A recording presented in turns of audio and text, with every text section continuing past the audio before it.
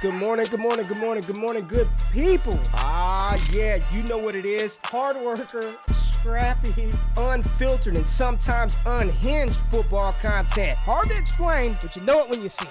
Doing it daily, our way. I don't know what you're talking about right now. Redraft and Dynasty Fantasy Football, we got you covered. You know their defense is ranked like 31st in the NFL? NFL draft prospects and rookies? Now you know you in the right place for that. Absolutely. All right, then stop saying it. Then we're done. And prop bets with my man JRich. Count that money, man. Now wipe the crust out of your eyes. Get you a cup of coffee. It's time to wake your ass up with Ray G. You honestly are making absolutely no sense, and you sound silly as hell. Good morning, good morning, good morning, good morning, good morning, good morning, good morning, good morning, good morning, good morning, good morning, good morning, good morning, good people. Woo, baby. Feeling good this morning. Wednesday, February 22nd, 2022. Y'all decided to wake y'all asses up with Ray G. And for that, I appreciate y'all being here. Shout out Fizzle Dollars on the intro song and song. And shout out to everybody in the chat that we got in the building this morning, man. Jay Peters was happening. Dynasty Barry, Leo, Tommy, Tyler Claire, Cody Smith, Jimbo in the building. Cold World TDE. We are in a auction startup. Cold World is in there, man. Shout out to you, Drew. What's up, Lindsey Mack, my girl. Alex C. Jeff, what up, baby? Jimmy White, Scott Connor in the building. Joe, what's up, my girl? How you doing in here? Ricardo, what's happening? CJ, it's a good show. It's going to be a good show today. We're feeling good. JRich and I we're chopping it up pre-show, and it's got some interesting news tidbits that we are going to dive into. So if you can, hit that thumbs up button, like, subscribe to the channel, subscribe to the content, comment, get it popping today. We're going to talk players. We're going to talk some theories, some strategy. We're going to take a look at a mock from Daniel Jeremiah. And I just want to have like a real open, honest conversation about these players, how we're feeling, what we're thinking on NFL Combine Week Eve type thing. We're going to get a lot more information next week, but just kind of want to talk through some of these cats, man. So before we get into it, y'all know we gotta thank the people that pay the bills. Shout out to Epson. Go big, go epic, go Epson, baby. Visit Epson.com/wake up. Get you one of them dope projectors. I keep telling y'all about it. I know you'll see my boy Matt Kelly talking about it. Me, other people in the industry, man. Epson is really trying to break into that sports gaming, fantasy, sports betting world, and they're hooking everybody up. Well, they're not hooking y'all up. They hooked me and Matt Kelly up with one of these brand new projectors. But if you go to Epson.com/wake up, you can upgrade your sports viewing experience, and I highly recommend you do that. Super dope, super nice, super smooth. And then, of course, we got to get the coffee in the building, baby. Shout out Michelle Adoro, MichelleAdoroUSA.com. Get you some of that Primo stuff. Don't get none of that Walmart great value brand. Stop being cheap. You get 15% off using our code anyway. So it costs you less than some other of those coffee pods you get from the stores. And I promise you it tastes a hell of a lot better. Michelle Adoro USA. Use the promo code WAKE UP. JRich, we did all the pleasantries, all the good stuff. How you doing this morning, my guy? How you feeling, baby? I'm good, man. I'm good. We got some storms coming our way. I don't know if people saw. Scott was tweeting about it. Scott Fish, Thor Nystrom, guys in the Minnesota area. We are supposed to get like a foot plus of snow in the next 24 hours. So the weather will be changing a little bit for us up here. So not excited for that, but it's okay. It's okay. We'll make it through. Combine week, so I'm excited. Minnesota legalized sports betting, or it passed. The bill passed. I think the bill passed. The bill passed. More people to get into our ecosystem, right? Yeah, man, go to Prize Picks. Yeah, I'm excited for it, man. It'll be fun. That's dope, man. I was up late last night. I did the AMA with the 4D chess guys with Mike and Adam. We had a good show. So if you didn't get to check out their live stream last night, go back and check that out. Mike and Adam 4D Chess. It was a good conversation about players, startup value, trades, how you draft, all types of stuff. It was a good show. So shout out to those guys, Jay. But we got a lot to get into, so let's go ahead and dive into the news. Straight facts. Let's get it. The biggest news in the world of sports. Covered and brought to you by one man, Jordan Richards. This is Straight Facts, presented by Michelle Adoro. All right, Ray, so a lot of news out of New York because it's looking like Saquon Barkley is not going to be back with the Giants. And it's also potentially looking like Daniel Jones may be franchise tagged. So as you guys have maybe heard, they were looking to sign Saquon Barkley. He wanted $14 million.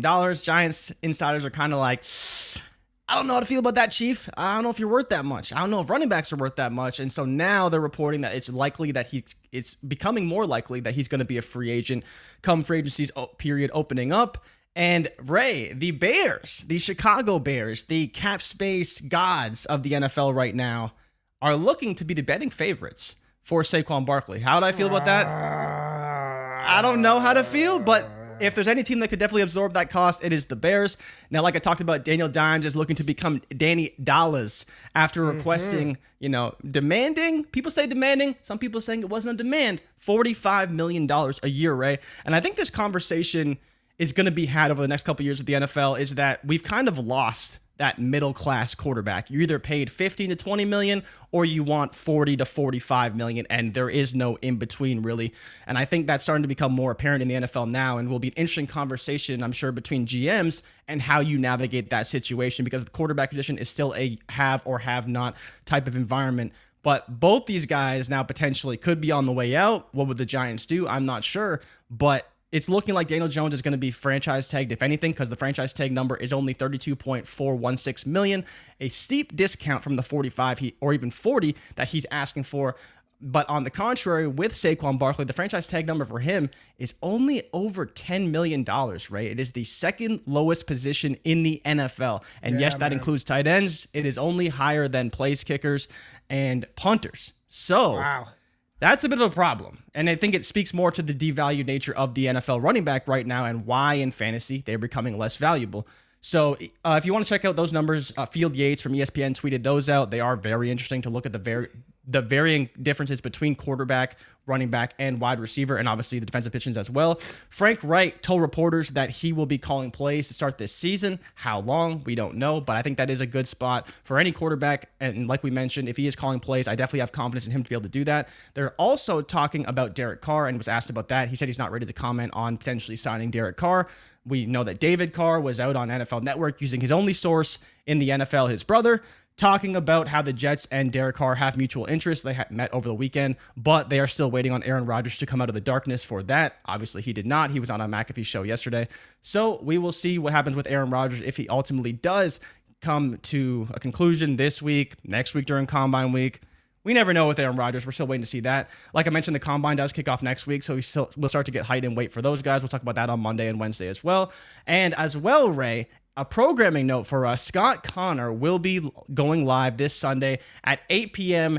Eastern Time talking Dynasty Startup Strategy. So if you are a fan of Scott Connor or you are a fan of Dynasty Startups and Strategy, he is the man to talk to. He'll be going live on this channel on Sunday night. And last but not least, for everyone who is watching right now, I am on TexasStormChasers.com right now. And Ray, it is not looking good for you in the DFW area. No. I am seeing reports of 70 mile per hour, 80 mile per hour, even potentially 90 mile per hour winds in the Dallas-Fort Worth area. So it's not looking good. Yeah, it's not looking good. We are on tornado watch. There's a good chance that we get some inclement weather and the show cuts off. So if it does, if we freeze and it cuts off, we won't be coming back to finish it. We'll just see you next week. But yes, it is.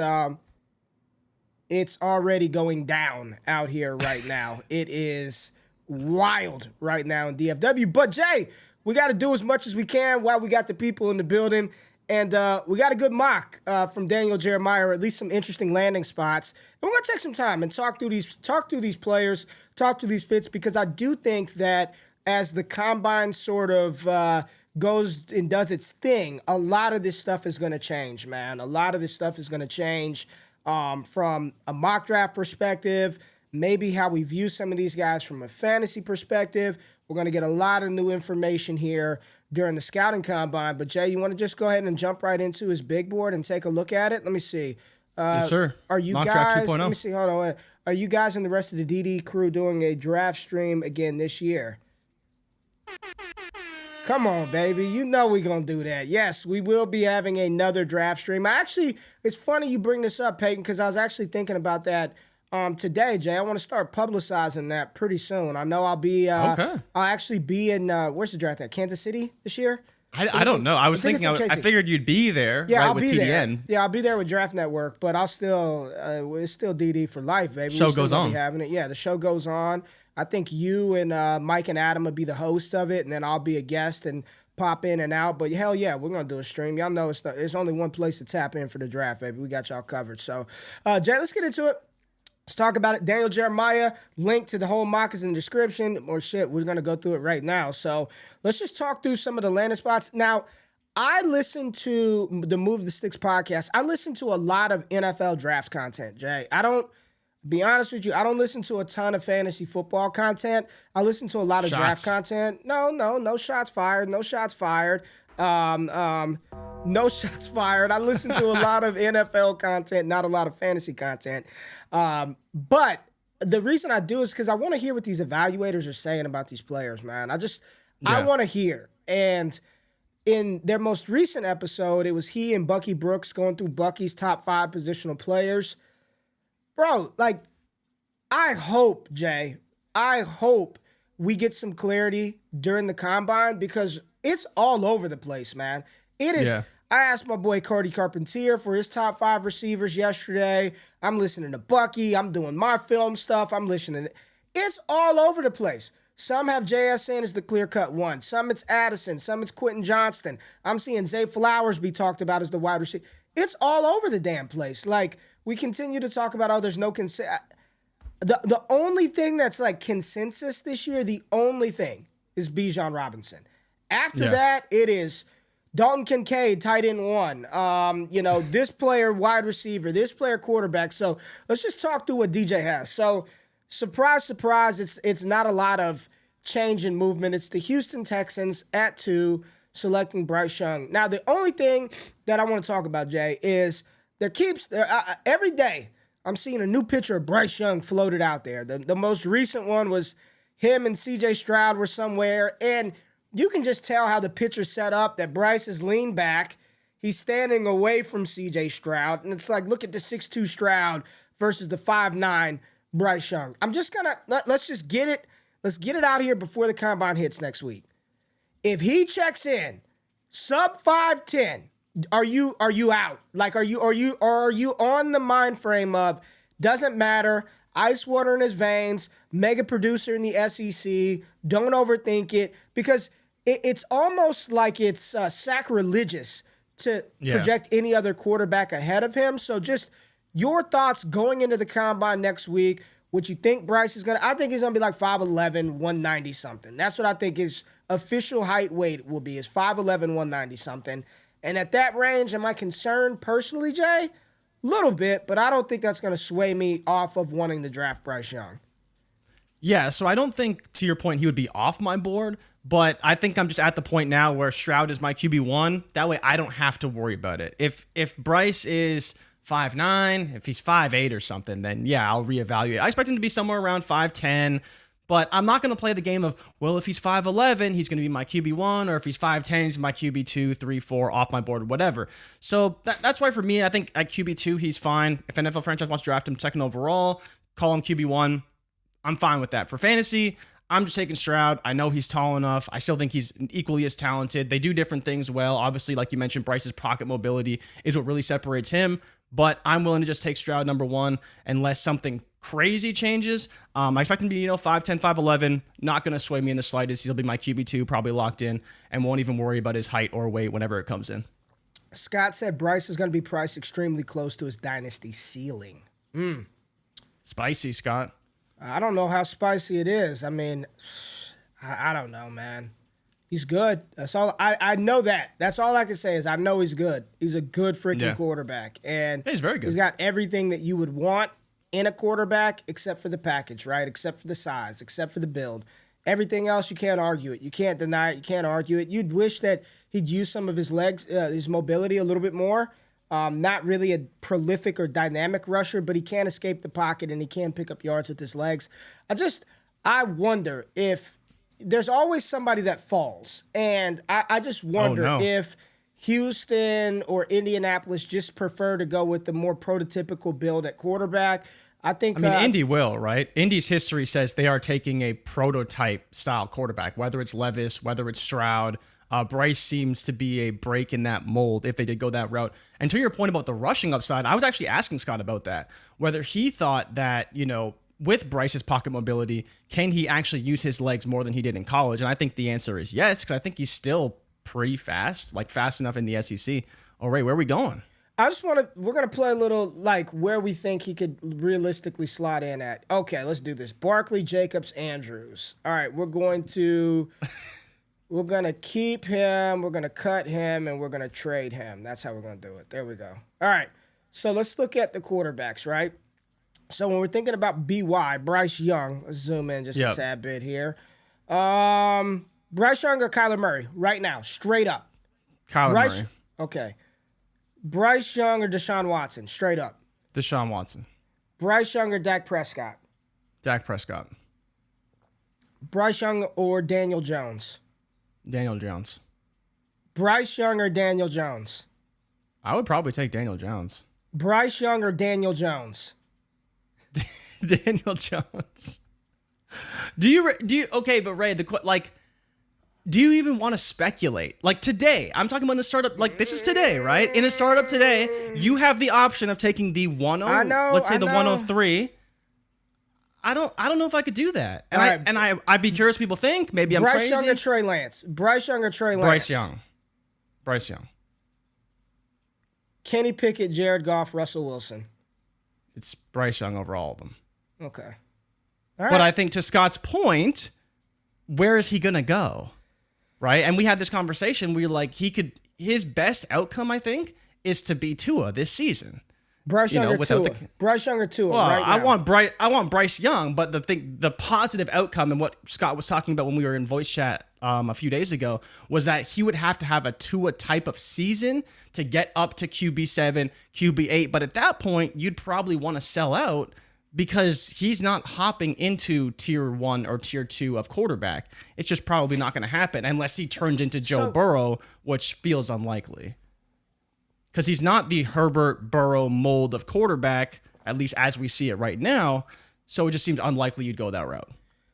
Indianapolis, CJ Stroud at 4. We know that they're going to take a quarterback. Like, there's no doubt about it. And they're very outspoken about that. They are letting it be known they are not about to re-roll with another old quarterback. They're going to draft a young guy. Young, Stroud, Levis, I don't know which one they're going to take, but DJ has gone CJ Stroud. With Steichen, with what he did with Jalen Hurts, where do you think Stroud ultimately ends up? Like here's the thing. Stroud can't be top 10 and Bryce Young and Anthony Richardson. It's hard, man. You look at that top 8 right now in Dynasty. Let's just go ahead and get it out of the way that Mahomes, Allen, Hurts, Burrow, Herbert, Tua. Let's at least just say, conservatively speaking, 1, 2, 3, 4, 5. Those 6 aren't going anywhere, right? Yeah. Absence, that was Trevor Lawrence, right? Because you said Tua. Yeah. Okay. Excuse me, Trevor. Excuse me. I just saw, Trevor Lawrence. Those 6 aren't going anywhere, right? Yeah. Then you still have Lamar Jackson, Justin Fields. So you got 8. And there's some wild takes out there about Lamar. I'm seeing they're starting to flare back up. Lamar's not that good of a quarterback. I'm starting to see that again, boy. Which is, oh boy. So now you got Lamar and Fields there at 7 and 8.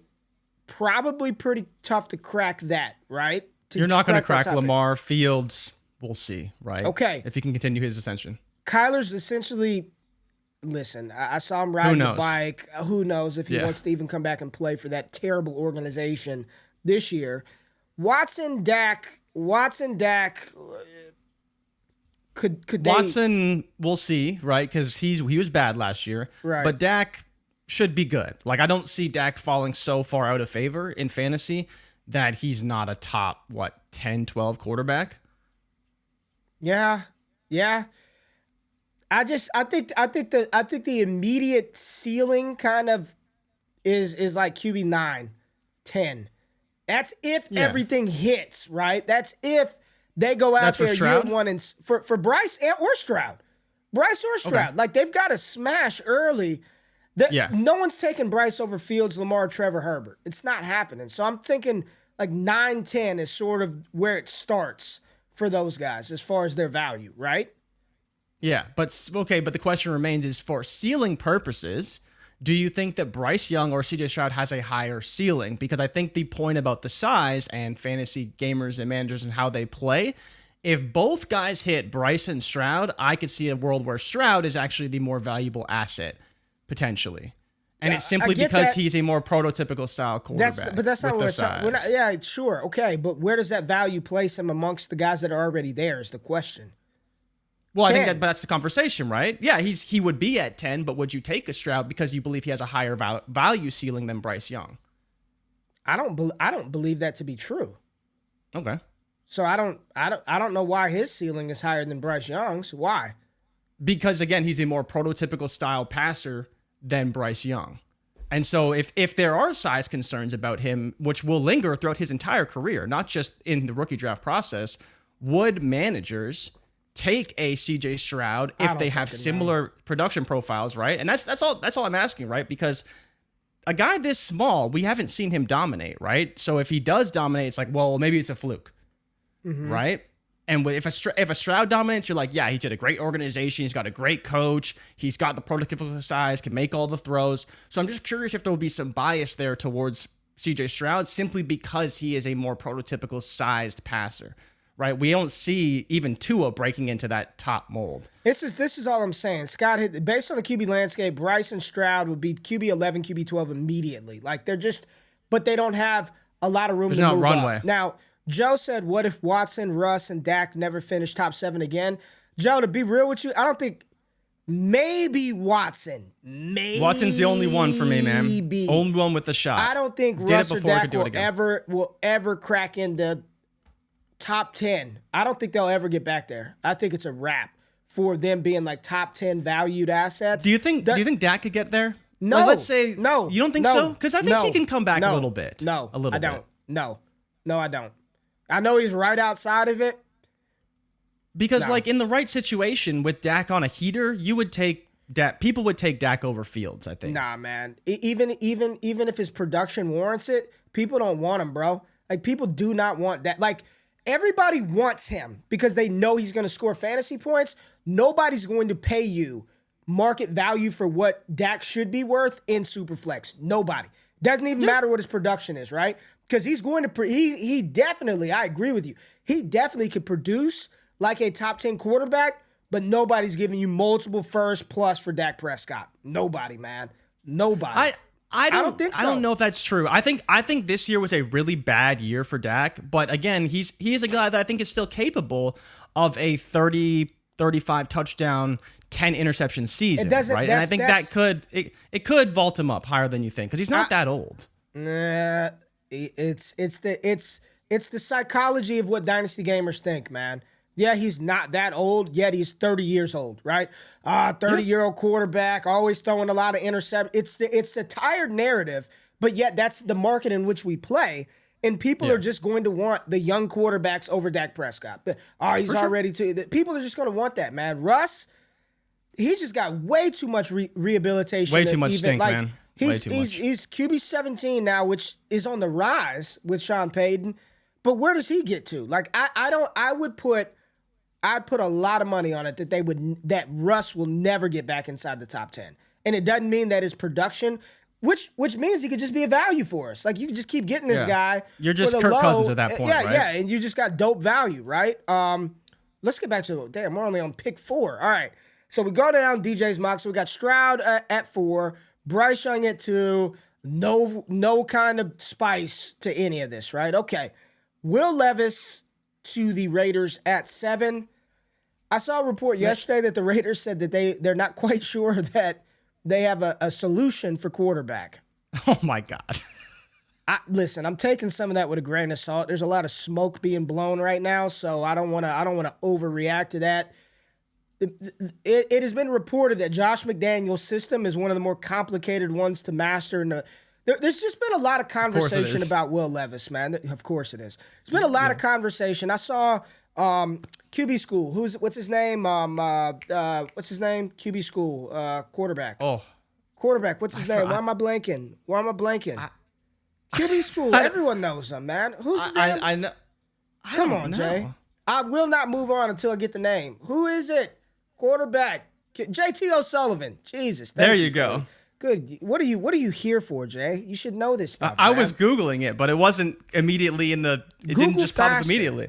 JT O'Sullivan was talking about him, and he was just like, listen, for everything that he didn't display, like his ability to get destroyed essentially and then get back up and continue fighting is a good trait. I think the Will Levis hate has gone a little too far. I do have him as my lowest graded quarterback. I would have him as QB4 in the class, and it's not because of his talent. It's not because of the physical tools and the makeup. It's simply because nobody likes him. And if you draft that asset, the liquidity that you have with him is just low. Like, you just don't have a lot of flexibility. Drafting a play. I'm trying to learn from past mistakes, right? And we talked about this on the 4D chess stream last night. If I've learned anything from the past couple of years, Jay, it's the perception that dynasty gamers have of these players is going into the process is a hard one to shake. Even if the player ends up being decent in the NFL, they're always going to, until they fully prove themselves to the dynasty space, like, people just don't want them, man. And you can go through I don't care how much film you like of Kendre Miller. Right? And maybe that's a bad example because people actually like him. But no matter how much you like, well, let's just use that. We could think he's a top 5 running back. But if the community, he's a dog, this guy sucks, and that's the overwhelming thought, dude, you have an asset like that. You're drafting something that going into it, you're already behind the curve as far as your liquidity and value. So, and I asked Mike and Adam this last night, like, how much do we want to strategize and build a team based off of what everybody else thinks? And I just think you draft Will Levis immediately from the moment you draft him. Like Bryce Young, Bijan Robinson, Jahmyr Gibbs, you draft them, you could sell them $1.50 on the dollar, $1.25 on the dollar, $1.15 on the dollar.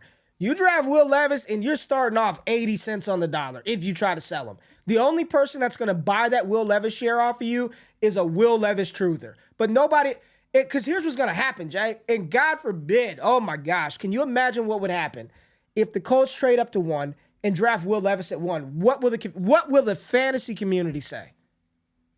Jared Goff, Zach Wilson. No. Right? What they'll say is, what a dumb move by the Colts to draft that, to trade up and draft that guy. That was a mistake. Like, it will stain him. And then he gets to a spot like the Raiders where it's just tough, man. So I still, if he's the number 7 pick in the draft, if he's a top 10 quarterback, there's value in SilverFlex. It would be unfortunate if that's the quarterback that you're left with to draft, because you draft him and it's probably like you just got him, and you better pray that he's good and he matures and turns into something valuable, because it's just going to be tough to move him because the fantasy community just does not like the guy at all. At all. Yeah. And none of us know if he's actually going to be good or bad, but the preconceived notion that most people have of him going into the process is not good. So it's just going to take a lot to overcome the stink that's already on Will Levis and has nothing to do with his talent or skill set. So we scroll down the list. Carolina gets an offensive tackle. Good for them. Atlanta, good pick. They pass on a quarterback, so Desmond Ritter's their guy, or Garoppolo, or whomever they have coming in. The Eagles get better with Devon Witherspoon, which is just sucks to see that happen. And now we've got Jordan Addison here at pick 12 to the Houston Texans. So, again, Jay, I asked a bunch of people. There's some people that love Quentin Johnston and some people who hate him. There's some people who love Jordan Addison and some people that say the comparisons to Devontae Smith is foolish. I don't know what to do with these receivers because they're all dope. Jordan Addison is good. I think he's the easiest to draft, in my opinion. He is the easiest to draft. Like, he's just, and that's why, like, early on, I'm like, just have him at wide receiver 1. Maybe you like JSN better. Maybe you like QJ, but there is no stink on Addison. He runs great routes. He can separate. Of course, every receiver can improve, but JSN is a slot guy and QJ is a TCU wide receiver, and that's just things that aren't really going away, no matter how much you like them. You don't hear a lot of people say bad things about Addison, and so if you only have 1 pick and he goes in the top 12, I think that's a guy that you want to draft pretty high in rookie drafts because he's going to have value and he's going to be playing on a team with no weapons. Rico said apparently Will Levis is so bad Devontae Adams can't save him. Jordan Addison to Houston. You got the Jets upgrading their offensive line. Now, the first kind of shocker is Dalton Kincaid. And let's talk about it's. So, did you see Green Bay essentially said Robert Tonyan, what's his name? Randall Cobb. Joseph DeGuara. Is he still in there? Hosea DeGuara, I don't care. Don't care. Lazard, right? All these guys are gone. They've already said they're gone. No Robert Tonyan's coming back. No, but so I believe they are going to draft a tight end to help Jordan Love. They're going to want to put pieces around him. They've got Dobbs and they've got Christian Watson at receiver. They will go tight end.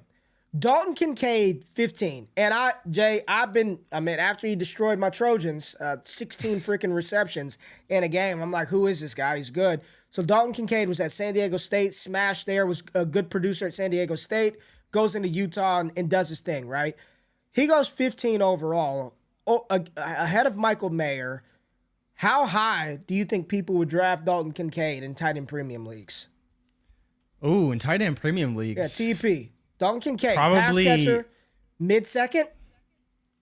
No, I think you'd go a little higher than that. I don't think we would draft him that high, right. But I think you'd have to consider him at the back of the first, early second, right? Like we've seen some pretty good landing spots for some running backs and some pretty good landing spots for wide receivers, but I mean, in a tight end premium league, maybe people would take a first round Dalton Kincaid over a second round Zay Flowers, second round Josh Downs, depending on where some of these guys go. Top 15 pick Kincaid, man. I'm telling you, yo. I think he could. This dude is your prototypical Y move tight end. He can play inline, but he can do all sorts of damage in the slot and outside. This tight end class is honestly incredible, man. From Mayer, Kincaid, Musgrave, Darnell Washington, Tucker Kraft, Sam Laporta, Luke Schoonmaker. I mean, the list goes on and on and on with these dynamic weapons at tight end. This is going to be fun, and Green Bay's going to select one. Kincaid over Mayer. If they did this would signify to me they don't care about the blocking. They don't care about your 3-down skill set. I need a weapon. Go get it, big fella.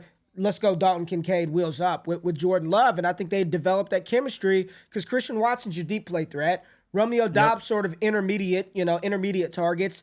And then you get Dalton Kincaid as your outlet, as your kind of move security blanket for your young quarterback. So I like the pick by Green Bay, and more so, I think Dalton Kincaid is a very, very good tight end, Jay. Very good. I know Musgrave is getting all the hype. If I had to go 1-for-1 right now, I would take Kincaid over Luke Musgrave, and I love me some Luke Musgrave. Big fan of him, especially coming out of Mobile. But I would take Kincaid over Luke Musgrave right now. Yeah, one of DJ's biggest risers. He was previously at 21, and now he's at 15. And shout out to Cody Carpentier for pulling this stuff for me, so I can just talk about it on the show. But Ray, you skipped over Christian Gonzalez going to the Pats. Do you know how excited that makes me? DJ is the only one doing this.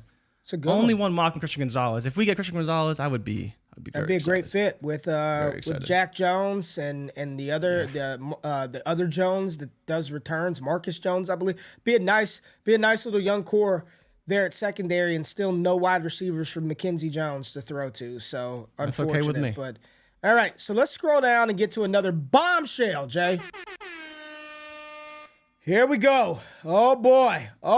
Look at this 4 stretch, really 5 stretch of just interesting selections. So let's start right here at 18. I'm just gonna ask the question, okay? I'm just gonna ask the question, Jay. Don't shoot the messenger. Don't get upset. Don't think I'm being hot takey. If Anthony Richardson gets drafted by the Detroit Lions, and let's just say for the sake of this argument, Bijan goes to Tampa Bay, go wherever he wants. In SilverFlex, there a case to be made that JRich is the 101? I'm just asking the question. There is a case. I'm not going to say that it's a likely outcome, but there is absolutely a case. Right? Ray, to be honest, it is a pretty strong case. You know, you look at some of these landing spots for some of these players, and the Lions has always been the one that if a quarterback goes there, they're basically QB1 on our board. Bijan going to Tampa, I don't know what that means. They don't have a quarterback. They got cap issues. And I don't even get into how Tom Brady might come back because he's not restructuring his contract with the Bucs, and he's going to be a free agent more likely than not. But Anthony Richardson, or honestly any quarterback going to Detroit, is outside of maybe Will Levis, because we kind of got as to why Will Levis is not really the quarterback to take. I think Richardson, you could definitely make the case. There is the weapons there. The only issue that kind of sucks is that Ben Johnson will probably be gone next year. Not trying to overproject, but chances are he will be gone, and he's really the guy that's got that offense where it's gone today. But yeah, Richardson kind of filling in for Goff. The question is, Ray, that sucks is that when would he actually start? Because Goff is still under contract this year. For sure, he'll be starting this year. But next year, I think, is the first year they could get out of his deal and move on to their new quarterback. So let me just ask you, if you had to wait, if I told you, if we could just go back in the time capsule, right? Did I tell you I finished that TV show Dark on Netflix? I was telling you I was watching it. I finished it. I had to, like, after I watch shows and movies, I go watch like a million breakdowns of shit that I missed on YouTube. Very interesting. Time travel, all these kind of different theories.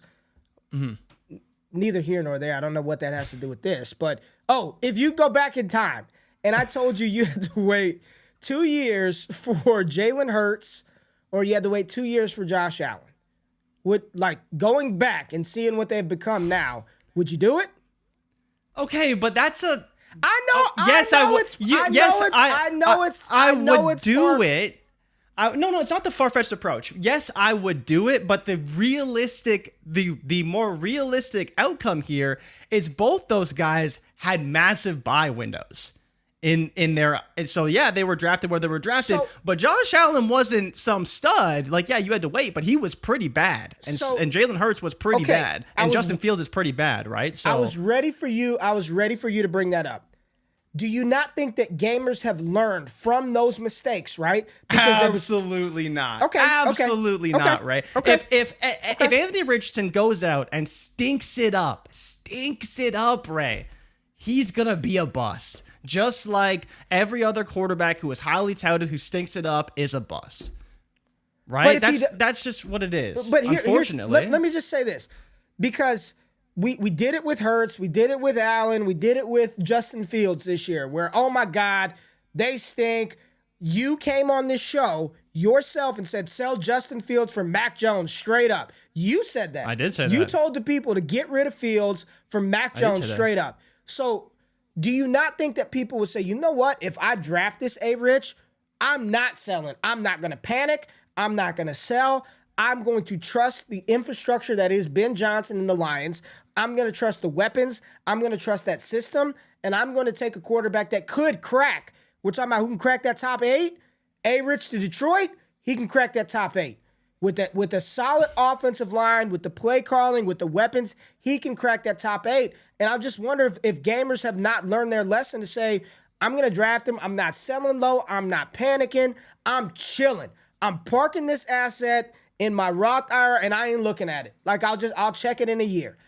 There's no need to check daily. I'll check it in a year. Like, you don't think people have learned their lesson to not panic, or because he looks bad the first 2 games to get, like, I'm just asking. I don't believe. Okay. Maybe I'm pessimistic. I do not believe the fantasy community has learned anything year over year, outside of the fact that running backs are now really, really bad. But honestly, like, if he stinks it up, I think the buy window is going to be there. It always is. There was a buy window for Kenny Pickett, right? And now people are kind of in on Kenny Pickett.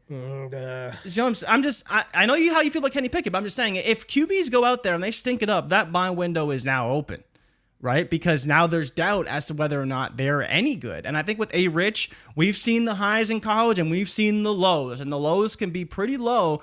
Now, again, the highs are really high. You go look at the Utah game, you're like, yup, top 5 pick. And then you go look at some of the other games he played and you're like, whoa, what happened? And so I think, a player with that level of variance, those buy windows will open and close. Just like with Justin Fields, right? Those buy windows open and close. I get it. And it opened for Trevor Lawrence. I mean, people thought he was a bust after year 1. It opened for T-Law.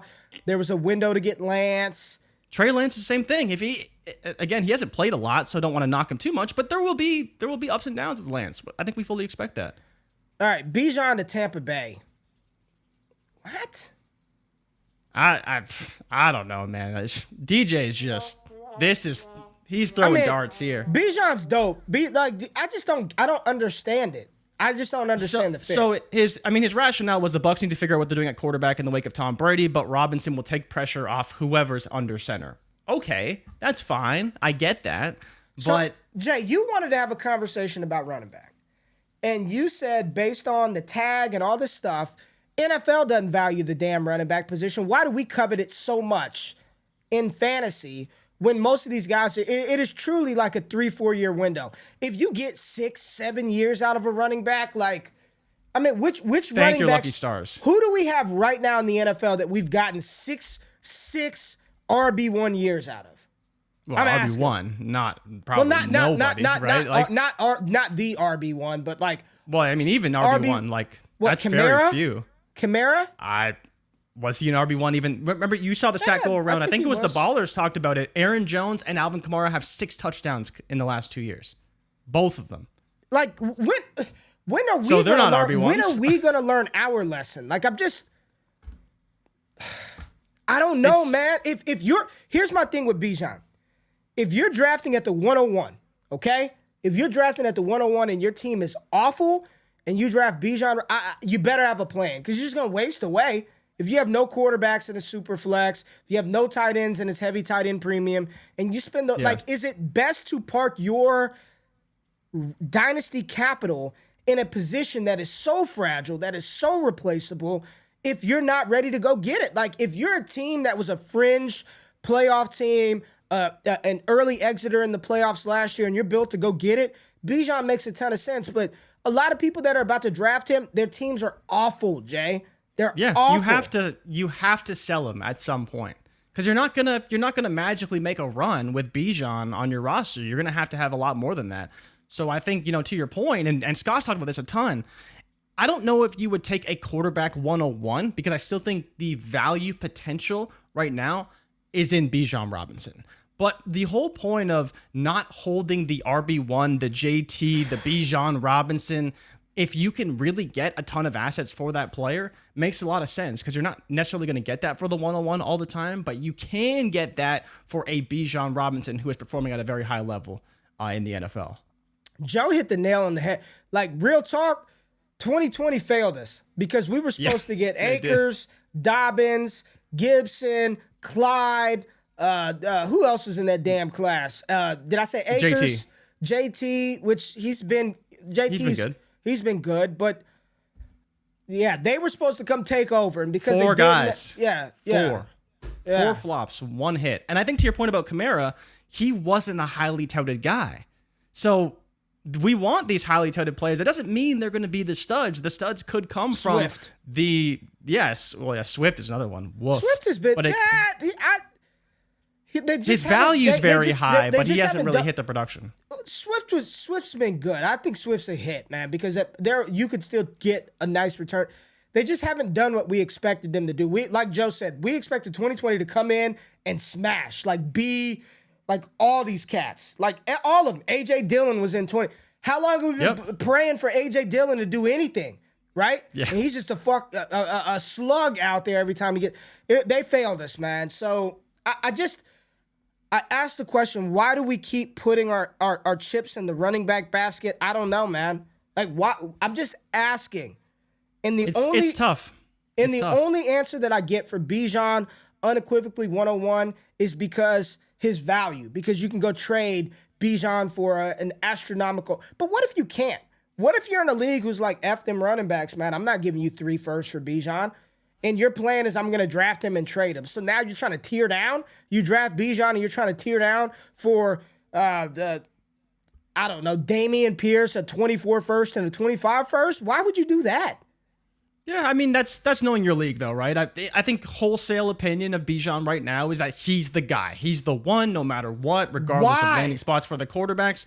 Well, it's production, right? You look at fantasy, no matter how much we like it, running backs are still the most valuable in terms of what they deliver from a fantasy points perspective, right? If you hit a high-end running back, that's one of the most high-end producers for fantasy, but in terms of value, Depends. to your No, point, that's not true. they're That's not not as true. valuable. That's not true. Is it not true? No, it's not true because it depends on it's true, and it's Well, not format matters. I'm talking about, like, again, PPR formats, the most common of leagues. Yes, some of our leagues juice wide receivers, tight ends, whatever, but we're talking about in a more whole-sale perspective. Okay, here. It's running backs, right? JSN to Seattle, Quentin Johnston to the Chargers. So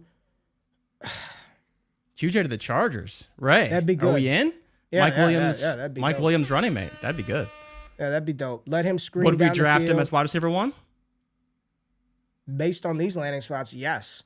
QJ Okay. to LAC, yeah. I think yes. For me, he would be. I think the He'd talent be up is, there. The talent is there, and the fit makes a ton of Yeah. sense. I Makes a assume ton of Keenan sense. probably gone, Assume right? Keenan's gone. You know, we're seeing Gerald Everett out of the building. Got Eckler taking the short stuff. Mike Williams. That'd be great for Herbert. Yeah, You got Mike Williams always hurt, too. Massive receivers that can both stretch the field, and then Quentin Johnston's much better after the catch. That'd be scary. I think I think QJ would be a top 7 pick, no doubt about it. I think there'd be some spots where people would take QJ over Will Levis. So I would love that fit. JSN grooming behind Tyler Lockett. I like it for him. Mm-hmm. Listen, I broke down JSN's film. He's incredible. He's just a slot-only guy. And I don't use that as some disparaging remark.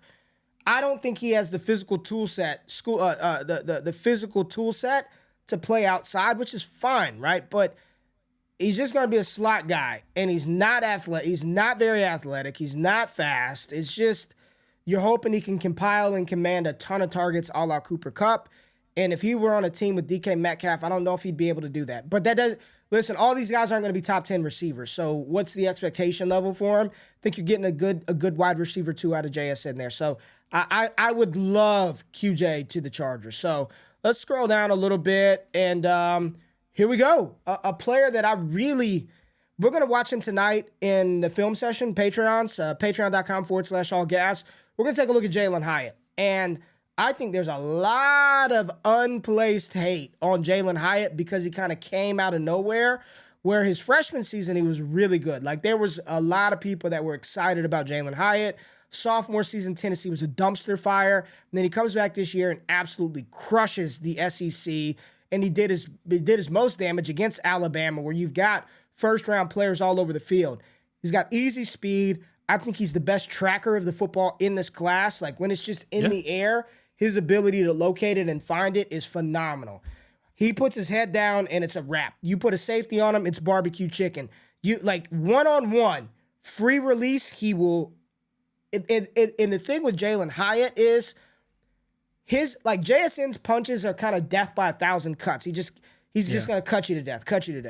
Hyatt, it's like 2 plays, and there he's got 2 catches, 82 yards, and a touchdown. They're just devastating knockout blows, right? It's the batter in baseball that his average is like 212, but he's got 52 home runs, right? Just doesn't do anything but hit the home run.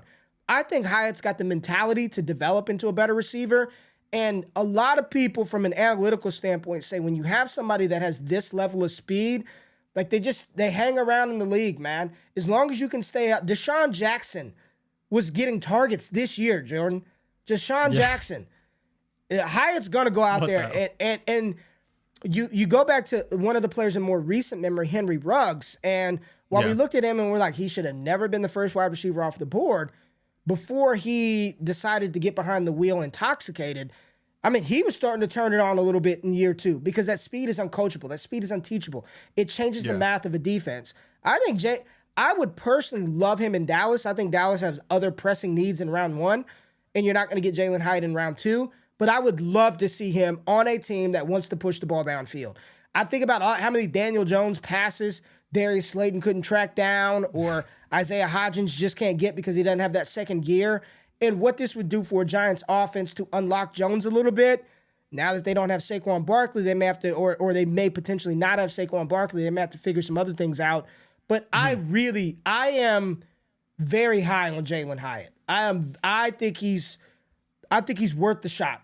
I think he's worth the shot because he's got some things that you just cannot teach. And his mentality is Go listen to some of his interviews. He's got that dog in him. I'll just leave it at that. I like me some Jalen Hyatt, man. Yeah, Ray, you hit a lot of good points there. And I think, like you mentioned, we like a lot of these guys for what they do well. But what Jalen Hyatt does well is just at the highest end. If you want to be a jack of all trades, that's great. But a lot of times it's better to be a master of one. And Jalen Hyatt is truly the master of the deep ball in this class. And that just matters more to NFL franchises than it does to be a guy who can kind of separate, can kind of do things after the catch. Like Hyatt is just the absolute best, unquestioned number one deep threat in the class. And that's really important for offensive coordinators. And people are, and listen, no one really covered Hyatt on his big plays. A lot of broken plays. You can't. Quentin Johnston, go look at QJ's big plays. Go look at him. Go. Don't just look at the box score. Don't just look.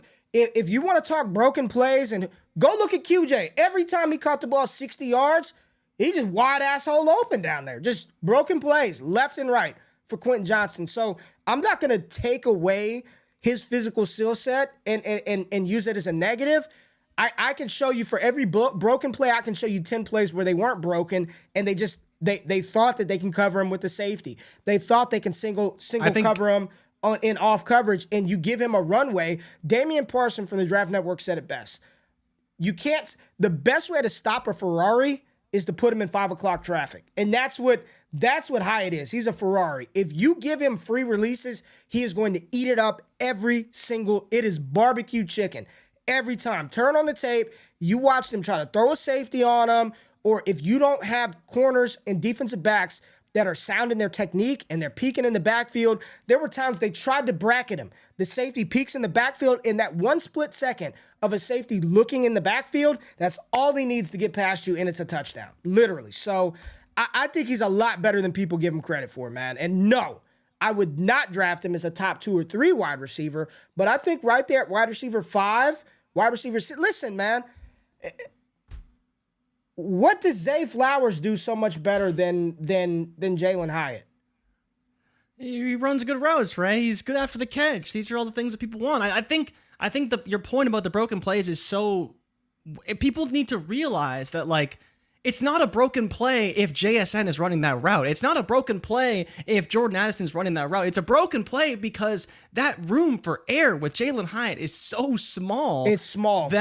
That you have to be on your shit, or he's gonna make it look like you have no idea what you're doing on defense. And that's the big difference, is like they look like broken plays because he is that fast and he is that talented at what he does. Every play isn't just broken, right? It ain't just broken plays left It's and not right. possible for there to be that many missed coverages in the SEC. You just got to play sound defense or else. Now, there are some things he needs to work on. He's a weird, it just looks weird. It looks like he has like a tall hunch. He just looks awkward when he's running. His gait. But Quentin Johnston's got a weird gait. It's like his knees are up here every time. But they cover so much ground. Now, let's move down a little bit. We got Michael Mayer to Cincinnati, the aforementioned Zay Flowers to the New Orleans Saints. I think this would be a good pick for Cincinnati. I don't want to go, oh my God, he's tight end 3 in Dynasty because he's with Burrow. But I think what Mayer does is he provides like an additional, I don't want to say lineman, but he's good in block. He's a good blocker as well. And we know what Cincinnati wants to do is keep Joe Burrow upright. I do think he'd be a more coveted asset than the current tight end in Hayden Hurst. I think he'd produce more than Hayden Hurst. But even in Cincinnati, it's going to go through Chase. It's going to go through Higgins first and foremost. So you're thinking at best Mayer's the third option. That could be really good. I think Mayer would be a top 10 dynasty tight end, no doubt about it, towards the back end of that to start off. But I'm not going to go crazy and be like, you got to draft Mayer at 107 because he landed in Cincinnati. Yeah, I mean, and a lot of people talked about that, how they just need a plus from Hurst. They need a little bit more, and that's where if they draft the tight end in this class, that one of these guys, pick a guy, honestly, could be that for Cincinnati, and they probably won't be a mega producer for fantasy, but they can do some things, and obviously playing in a great offense would definitely help them as well. I think Mayer would be a great complement to those two guys. And if for some reason Higgins does leave, he's probably the number 2 option in the offense. But they're still going to run quite a bit. They're not going to let T go, are they? They're not. I don't think so. Go. They're not. It's just, but again, I think. But to your point, Ray, the worst case scenario that is still kind of okay is T stays. If for some reason he leaves and you already have Mayer, then you're looking even better, right? Yeah. Zay Flowers to the Saints. I like Hate the it. pick. You don't like it. Okay. Talk to me why you don't like it. I don't think putting him and Olave in the same offense makes sense. I think Olave is a better player. I think they do similar things well, and I think it would limit how you utilize these guys on offense, right? It's like you look at CeeDee Lamb, and if you put him with another slot receiver, well, then he can't run in the slot as often because you have a guy that, people say Zay Flowers can play outside. I don't know, man. I don't think so personally, right? You've talked about how we get strapped up in man coverage. The NFL doesn't play a ton of man coverage, but it's not something you want to see from an outside wide receiver because it's easier to press a guy and play up tight when it's outside. And so you look at Olave, who I don't think is just a slot guy, but again, I'd like him to have more of a role that is a hybrid outside slot type of role. And he played a lot in the slot this year. So you think about putting him and Zay Flowers on the same offense, I think it's going to limit one of them. And I think it probably limits Olave more than it limits Zay Flowers, because Zay Flowers will have to be the guy who plays more inside than outside. But, maybe I could be wrong. I thought Elijah Moore could be an outside wide receiver, and it's not looking like that's going to be the case. And I don't think that Zay Flowers is a better player than Elijah Moore was. Travis Benjamin. I'm just looking at some of these comparisons. All right, so Zay Flowers, Travis Benjamin. Let's just look at Jalen Hyatt. Jalen Hyatt. That's Deshaun Jackson? That's D-Jax. It's pretty good. Pretty good. It's not bad. Not bad. Let's go to QJ. I just want to see. I'm just curious as to what. I was watching something on some CBS thing, the ad that rolls, and they were talking about the running backs. And they were like Bijan Robinson, Saquon Barkley, Jahmyr Gibbs, Christian McCaffrey. Like it was every elite running back that you can think of. Gotta love those Hall of Fame comps. Alshon Jeffrey. Hall of Fame comps. Alshon Jeffrey for Quentin Johnston. But that doesn't. Doesn't that sound kind of odd because of the speed? I didn't think Alshon had that speed. Alshon didn't have. I that get it type from of everything else, but the speed is kind this of is the one we watched the film, and a lot of people said Jarvis Landry for JSN. I actually think that's a fair comparison. I like Jarvis Landry. I mean, I think that's a solid comp. Let's just look at Kincaid. I want to see Kincaid. Kincaid's comp, Zach Ertz. Zach Ertz. Okay. Can't be mad about that. Who do you think Jordan Addison's comp is going to be? Take a guess. I don't know. I want to say Jerry Jeudy or Calvin Ridley. I think that's kind of the mold. Ridley. That's a good one. Let's see. Tyler Lockett. Okay, so slightly smaller frame type of guy, but similar skill set. Tyler Lockett. Okay. All right, so we got Zay Flowers, and then that's it. Okay, so Zay Flowers. So you don't like Zay Flowers in New Orleans, is what you're saying. You don't like him Not with Chris really. Olave. How do you feel about Zay Flowers? Again, I like the player. I don't know if it's the best fit for him personally. I am personally just nervous about these smaller receivers. I think he's got sub 30-inch arms, so the catch radius is small, and he can do damage down the field. It just worries me a little bit with these shorter wide receivers. Not necessarily weight, but it worries me a little bit, man. Not enough to where I'm telling anybody to fade Zay Flowers. Listen, I tweeted this out, Jay, and I believe this wholeheartedly. There isn't a player in this class that I dislike. Like, I really don't. There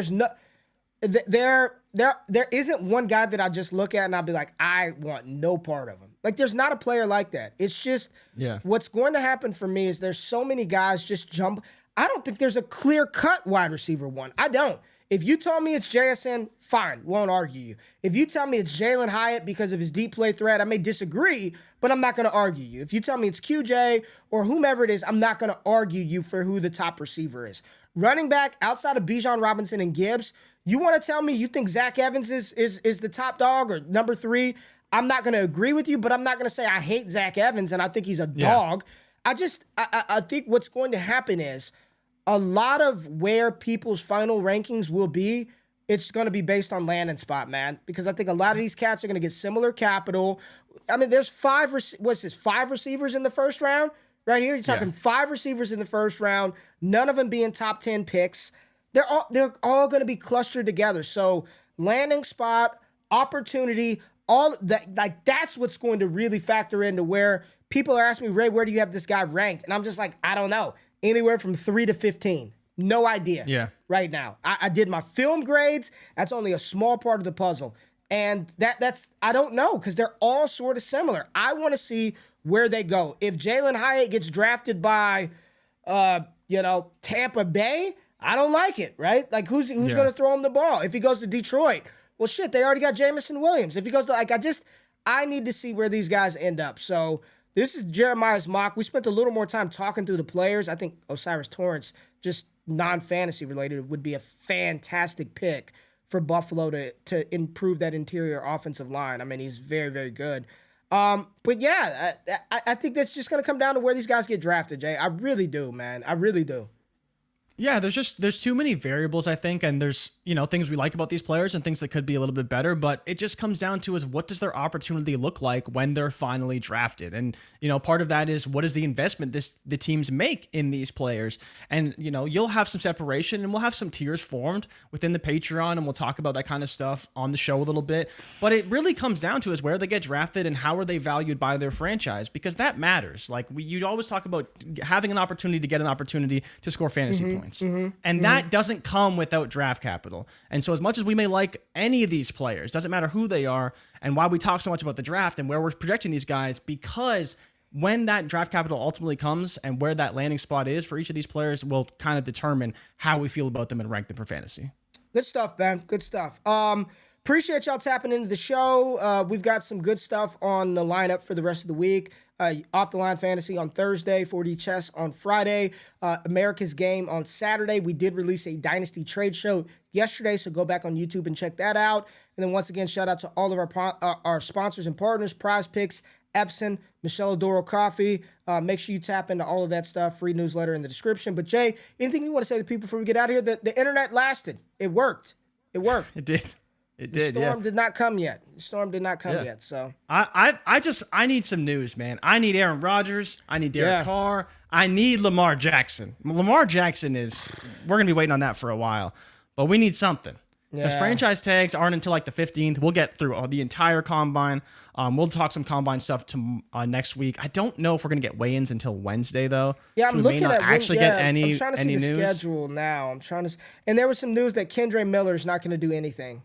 Combine or pro day, probably. Okay. Yeah, Kendre probably not going to do anything. Yeah. Okay, that's fine.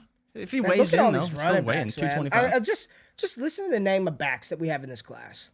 Abanikanda, A-Chain, Bigsby, Brown, Charbonnet, Zach Evans, Gibbs, Eric Gray, Evan Hull, Mo Ibrahim, Roshan Johnson, Dwayne McBride, Kendre Miller, Kenny McIntosh, Bijan Robinson, Rodriguez, Tyjae Spears, Sean Tucker, Deuce Vaughn.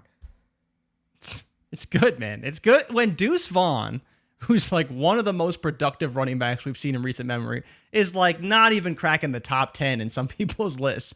It's a pretty good class. It's a pretty good class. Think about if because they go in alphabetical order for the combine, right? Oh yeah. You could start off with Abanikanda and A-Chain at the top, like very record top. Record broken. Yeah. Devon A-Chain, second 40. Then you'll go Tank Bigsby, who will probably run relatively slow. Chase Brown, probably fast. Charbonnet, hopefully you get some speed. Then we got Zach Evans, Jahmyr Gibbs, Eric Gray clustered together. Trying to see imagine Tank Bigsby after those guys run like 4.28s. That would be terrible. And it's going to look so bad for him. 4.66. I like Tank. Tank graded out high for me on film. You got McIntosh and McBride paired to one another. Oh, Rodriguez Robinson. Sandwiched in between Bijan and Tyjae Spears is Chris Rodriguez. Yikes. It's not good. And then you finish it up with Tucker and Deuce Vaughn. Man, that's going to be fun. Let's real quick before we get out of here. Receivers, you got Hutchinson, Hyatt, Ilyasovas. So Hyatt in between Hutchinson and the other fast Princeton kid, so that could be very fast. That could be good. Yeah. Tank Dell, Darius Davis, Dante Demas. Okay. Johnston right before Charlie Jones. So he's going to look great. Yeah, this is going to be... You think it wouldn't matter, but it's gonna. It's gonna, right? It's definitely going to matter. Yeah. It's pretty funny the way that works. Let's get out of here. Appreciate y'all tapping in. We'll be back next week. Combine preview. Thank y'all for tapping in with us. We love y'all. We out of this thing. Peace. Before y'all close off of the video, I just want to say thank you for checking out the content on Destination Devy. Really appreciate every single view that we get. And the only thing that I ask is that you hit the thumbs up button, like the content, subscribe to the channel, and if you can, comment below for the algorithm. Really helps the channel grow. Now, if you want more exclusive access to me and the entire Destination Devy team, patreon.com/allgas gives you that access. Now, if your money's a little funny, we do have free content for you. Make sure you subscribe to the All Gas newsletter. There's a link in the description of this video below, and subscribe to the Destination Devy podcast radio feed, where we got all types of shows hitting airwaves every single week. Now, I'm about to let y'all into my home right now so you can see my setup in my media room. You are watching this on my brand new Epson EpiqVision Ultra LS800 projector. Epson came into your boy's crib and hooked me up with this brand new projector in 120-inch SilverFlex screen, free of charge. And I'm telling you right now, this has completely changed the way that I watch movies, that I watch sports, that I game. If you want a setup like this that takes up absolutely no space at all, there's a link in the description below. Click that or visit epson.com/wakeup to completely change the way that you watch sports. Go big, go epic, go Epson, baby. Now y'all can get out of here. I appreciate y'all tapping in. It's all gas all the time. I love y'all. I'm out of this thing. Peace.